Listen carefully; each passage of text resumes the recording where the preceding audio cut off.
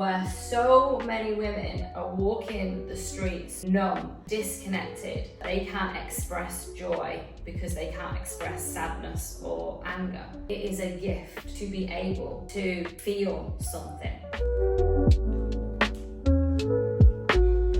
Hello my loves, I am back, and question for today. Are you holding the story of too difficult? And maybe you've been holding it for the longest time, and now you're finding yourself as a 40-something woman that has this story of you're too much for a man to handle. And I know this because so many women, self included, have had or still carry this story that somehow you're too much, too emotional, too intense, too complicated for a man to really be able to love, appreciate, and see you for the amazing woman that you are. Now, today, I really want to challenge that story and guide you into reframing it so that you can start to hold a different belief about yourself and start attracting from that exact space, the belief of you being worthy exactly as you are. One of the fundamental things that I see, there's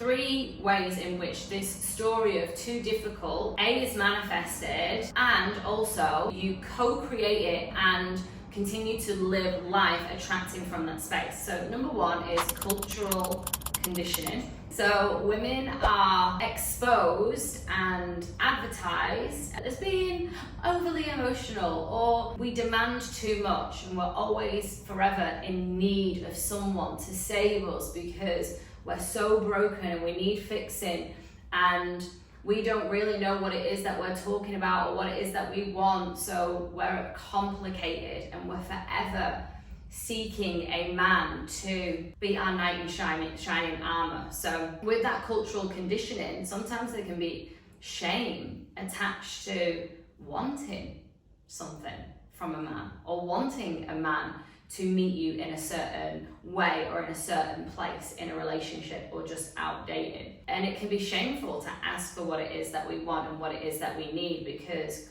if you're one of those women that asks for what you want and for what you need, then you're a lot. And I know from personal experience, I remember in my relationship, I had an extremely toxic experience with a man. Whenever my emotions would intensify, which they would, because the relationship or the conflict wasn't being met with any security or resolution or understanding both ways, so my emotions would become so flared up that I would cry a lot, I would have outbursts, and because of that, he would say that I was crazy. And the worst part of it is in him saying that, he knew that it would make me even more upset and angry.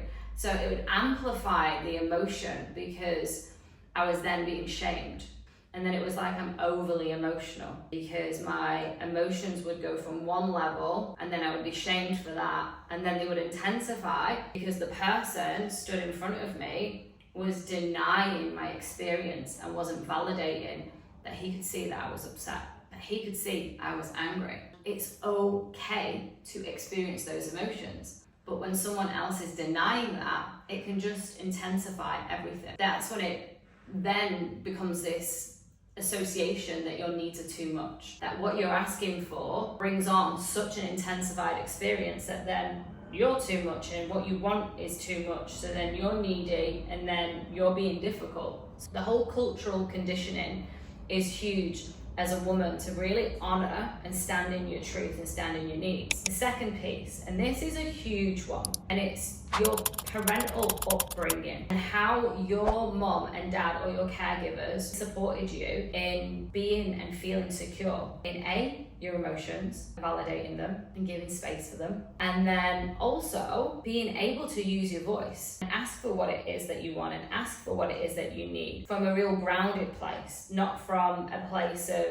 demand or tantrum, which eventually would happen if you're not being met with understanding, your parents seeing the importance in you using your voice and expressing an emotion. If your mum and dad were part of the group of people that saw emotions as too much and there's something wrong with my child, and then they said that to you, then that's more than likely where the story was created that you're difficult. And then attached to that, another place where it can be bred and manifested from is very similar to what I just shared, is like in your past experiences with relationships. If you're in an experience with a partner and your needs are not being heard or met with, and your wants aren't being even put on the table as like important, listened to, or even there's a place where your partner's not even trying to understand what it is that you want, then that's going to create a disconnect, and it's going to start putting that person in your eyes as the villain, because your needs and your wants, it's just your birthright as a woman and as a man to have what it is that you want and what it is that you need heard and potentially met with if there's a compromise from both parts, depending on what you're non-negotiable to and what your standards are, and how well you two dance in the nervous system of each other. You're going to be in this dance together. Your partner's going to have his wounds, you're holding yours, and how are you both honoring each other's little children and everything that you've had by way of your past experiences. Your too difficult story, or your too muchness, or your too emotional, whatever label that you've attached to, can really have you being so sure that that is capital T truth, because of society, because of your parents, because of your past relationships. Now, I just want to move into the ways in which that you can start to reframe this belief. And first step is own it. Don't own that you're difficult or the muchness in a way in which you see it as a wrong or a shameful thing, but how glorious it is that you have all of this access to your emotion. Where so many women are walking the streets numb and disconnected, and that they can't express joy because they can't express sadness or anger. So just really start to just be in celebration that you can access an emotion. Own the too muchness. Hear me loud and clear. It is a gift to be able to feel something. In a world where everyone is so like operated in their masculine minds, and everyone's so robotic, and everyone's thinking all the time, which then obviously lends itself to overthinking and overanalyzing and just feeling stuck and not very good, and not being able to access your pleasure and feel excited by anything, by life. You know, needing the big highs of achieving something or an engagement or buying a house. You need those things to activate something, and trust me, when they come around, they only last for about that long, because the true pleasure is in feeling every single day. And it doesn't have to be big orgasms. It's just like, can you feel that you're alive, that you're here, that you're breathing, that it's a glorious day, that it's a rainy day? Can you feel all of it? Own your label of too muchness and own your feelings. Step number one. Number two is to shift the energy of fear to desire, because right now fear is taking over for you if you're holding the too difficult, too much belief system. So that energetically is going to put you out there dating and attracting men that you don't want. You don't want to attract from fear. You want to attract from like your liberated, expressed, full ownership of self, your desires. Because you truly, deeply want to strip off the labels of people pleaser and needy and what you assume makes you bad. You want to strip all of that away and just be like, here I am, and I'm owning myself. Sometimes I cry a lot. Sometimes I'm reactive. Sometimes I'm really, really caring. And sometimes I just don't want to be around people. Whatever the thing is, there's just a few of mine, but whatever the thing is, when you be in that place of just truly being you, your desires just come through.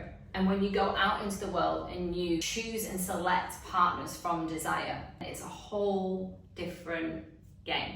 And then the last thing is to call in a partner that can hold all of you. Yes, there are good men out there that absolutely can hold a woman and her emotions. The healthy masculine and his way of really like honoring the woman and her expressiveness and all of her wild nature. There are so many men out there that are absolutely like that. The key is that you are a yes to that type of man. The key is that you don't dilute yourself because you don't believe that man doesn't exist. The key is in you absolutely grounding down, staying true to you, so that those men are a natural magnetic alignment and an attraction towards you, because they see you in your bigness, they see you in your fullness, they see you like owning your voice, saying what it is that you believe. And a man who's like a yes to that, who can hold it, will naturally go over to you and would want to be in your space, because that's naturally who he is. He wants someone who's in full ownership because he's owning himself as well. So I hope that this video